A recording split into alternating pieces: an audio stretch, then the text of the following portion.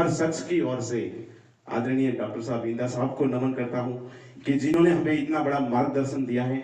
हमारी संस्कृति की ज्योत को आपने जलाए रखा है और आपकी प्रेरणा से हम नौजवान अवश्य हमारे इतिहास से, हमारे साहित्य से जुड़े रहने का प्रयास कर रहे हैं।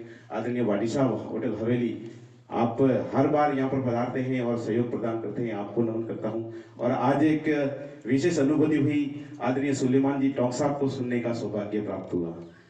ये अपने आप में एक बहुत बड़ी बात है कि हमारा इतिहास विविध संस्कृति और रूपों का देश रहा है और सबने अपनी अपनी ओर से अपने अपने शब्द कहे और शब्दों में जो सबसे बड़ी बात थी कि आपने कहा है कि संस्कार और प्यार प्रेम झलकना चाहिए और वही बात होनी चाहिए, क्योंकि शब्द शब्द में ब्रह्म है और शब्द शब्द में है सार। शब्द शब्द में ब्रह्म है और शब्द शब्द में है सार। शब्द ऐसे बोलिए कि निपजे प्यार ही प्यार, निपजे प्यार ही प्यार। और इस मंच के माध्यम से इस गोडवाड़ विरासत के भव्य आयोजन में आपने कहा कि शहर तो सांकड़ा ही भला, और वास्तव में यही होना चाहिए। हमको क्वांटिटी की जरूरत नहीं है, क्वालिटी की जरूरत है, और क्वालिटी इस मंच में और इस दरबार में मौजूद है। ये सबसे बड़ी बात है। और आप सबने अपनी अपनी बात रखी। कहते हैं कि नजर नजर का फर्क है, हर एक का अपना तर्क है। नजर नजर का फर्क है, हर एक का अपना तर्क है।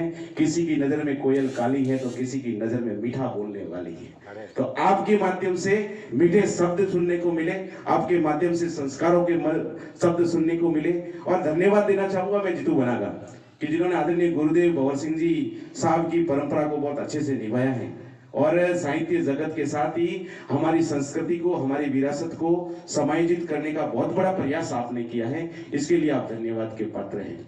और हमारे देश का इतिहास ही रहा है। मैं कल टीवी देख रहा था, टीवी पे एक बहुत बड़ी डिबेट चल रही थी, बड़े बड़े वक्ता वहां पर डिबेट कर रहे थे।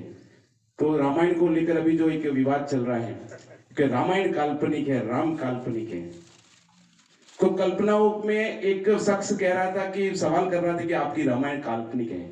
तो दो दूसरे शख्स थे, वो बहुत बड़े विद्वान थे, उन्होंने भी स्वीकार किया, हाँ हमारी रामायण काल्पनिक है।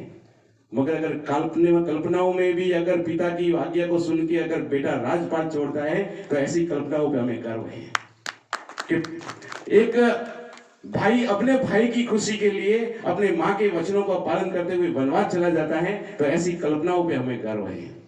अगर एक पति अपनी पत्नी के स्वाभिमान के लिए लंकापति रावण को मार के आ जाता है, तो ऐसे पति पर हमको गर्व है। ये बातें होनी चाहिए और इस परंपराओं पे और इस इतिहास पर हमको गर्व है और हमारे इतिहास को